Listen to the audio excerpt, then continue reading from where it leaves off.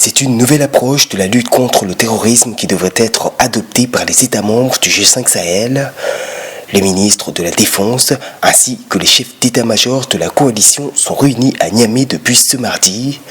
Un sommet extraordinaire ayant pour toile de fond le retrait prochain de la force Barkhane, alliée stratégique dans la région.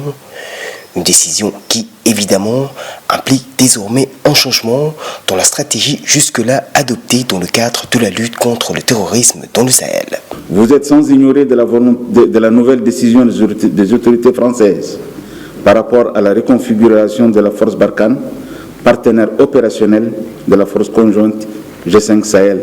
Cette décision qui est immanquablement en cours de mise en œuvre nécessite des dispositions utiles et urgentes à prendre pour apporter des réponses adéquates à la force conjointe G5 Sahel afin de lui permettre de garder l'élan de continuer à remplir efficacement les missions qui sont assignées.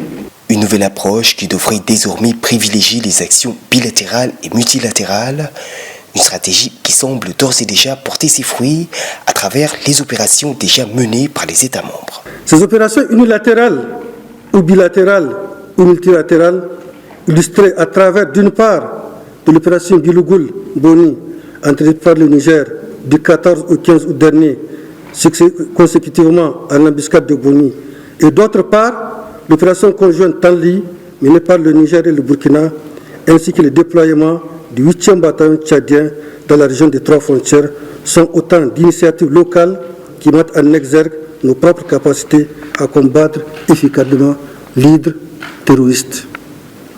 Au sortir de cette rencontre, plusieurs recommandations seront transmises aux différents chefs d'État membres du G5 Sahel.